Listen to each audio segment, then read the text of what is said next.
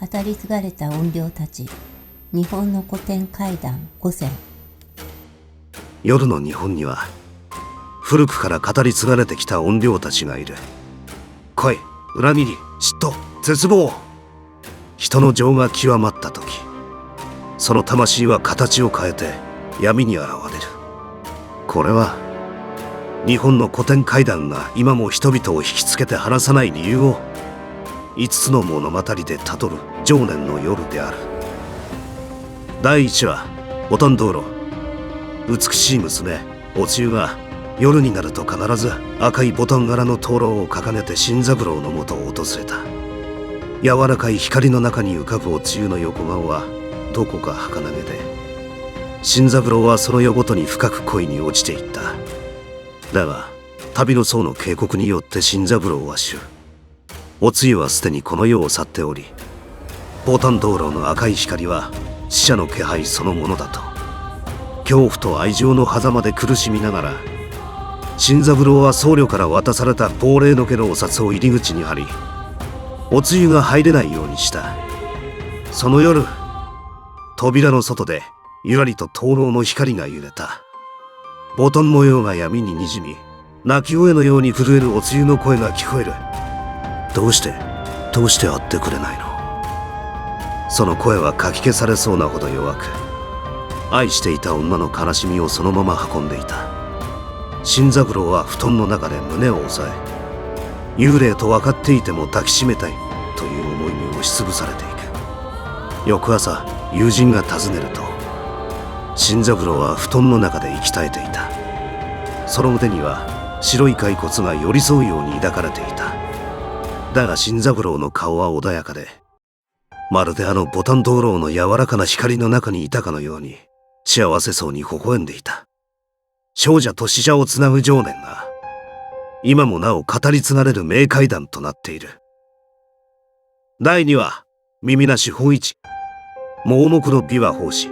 芳一は毎晩どこからともなく呼ばれ、見知らぬ屋敷で壇ノ浦の戦いを語りびいていた。彼の琵琶はまるでその場にいたかのように悲劇を生々しく響かせていた。壇ノ浦の戦いとは、日本の2つの勢力が争った激しい戦。芳一を呼び出していたのは、その敗れ去った平家の亡霊だった。亡霊たちは芳一の語りに涙し、いつしか最後は芳一を殺し、我らの世界に連れて行こうと決めた。しかし彼を守るため、住職は芳一の全身に般若心経を書き込み、姿を消そうとする術を施した。しかし耳だけ書き忘れてしまった。深夜、亡霊が現れ、経文のない耳を見つける。ここに芳一がいる。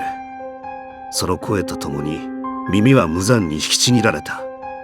亡霊を慰め、心を動かした芸の力ゆえに、芳一は死の淵まで引き寄せられた。そんな悲しくも恐ろしい怪談。第3話、四谷怪談お岩。江戸時代に語られた最も有名な怪談、四谷怪談。お岩という名の心優しい妻と夫伊右衛門の悲劇の物語だ。伊右衛門はかつてお岩を愛していたが、出世欲と欲望から別の女に心を奪われ、お岩に弱ある毒を飲ませてしまう。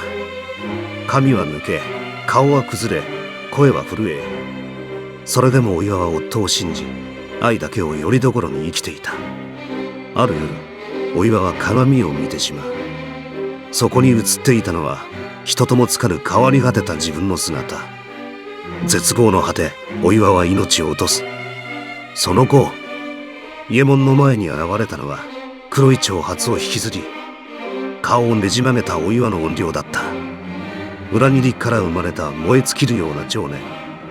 その迫力と美しさゆえに、この怪談は江戸時代以来、浮世絵、歌舞伎、映画、小説と数えきれないほどへ書かれ続けてきた。日本のホラー美学の原点と言われる理由がここにある。そして伊右衛門は、お岩の怨霊に逃げても逃げても追い詰められ、ついには幻に惑わされ、正気を失い、自らの手で破滅へと落ちていく。欲に溺れた男の末路は哀れだが、お岩の情念は200年以上もの時を超えて今も語り継がれている。第4話、満潮皿屋敷。青山家に仕える女中お菊は真面目で美しく、主からも信頼されていた。ある日、家に伝わる10枚揃いの皿の1枚がなくなり、お菊は濡れ衣を着せられる。執拗に責め立てる主。お前が割ったのだろう。何度否定しても聞き入れられず、お菊は日々追い詰められていく。そしてある夜、主はお菊に迫り、言い寄るような言葉とともに選択を迫った。私のものになれば許してやる。お菊は震える声で拒んだ。その瞬間、主の顔に土器が走り、お菊は乱暴に井戸へ突き落とされる。翌晩、屋敷に井戸の方から細い女の声が響いた。1枚、2枚。皿を数えるだけの声。だがその声は恨みを飲み込みながら震えており、聞く者の背骨をゆっくりと締め付けるようだった。9枚。そして最後の1枚の前で声は必ず途切れる。落ちる直前の恐怖を永遠と繰り返しているかのように、やがて屋敷では会議が続き、主は世もと怯え、皿を数える声が聞こえるたびに正気を失っていった。理不尽に奪われた命、報われなかった純粋さ。お菊の怨念はただ皿を数えるという静かな仕草だけで、人を狂わせるほどの怖さを今も放ち続けている。第5話、平将門の伝説。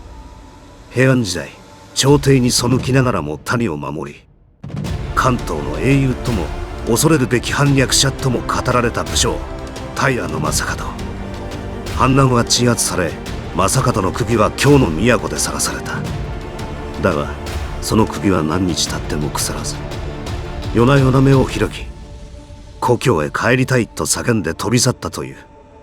正門の首が落ちた場所だと言われる首塚は、今も東京千代田区大手町、日本有数のビジネス街のど真ん中に残されている。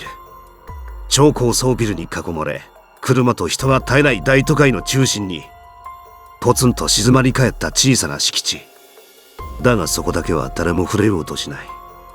なぜなら、首塚を動かそうとした工事で不可解な事故が続いたからだ。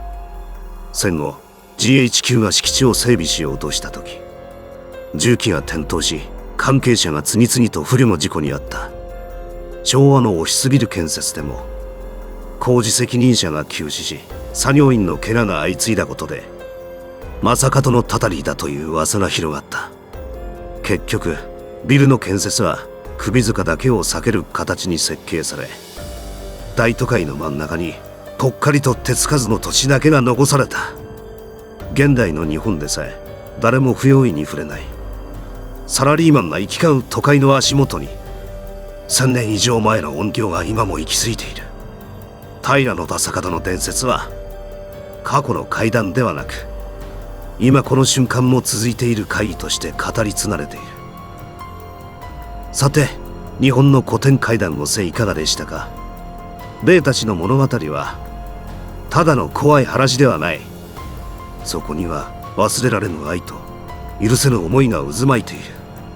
あなたがもし日本の夜道を歩くとき、ふと背後で誰かの気配を感じたとしたら、それは今も語り継がれる情念の影かもしれない。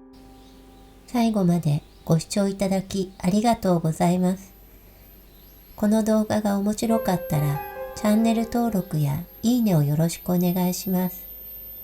これからも外国人が驚いた日本の文化シリーズ増やしてまいりますので、楽しんでいってください。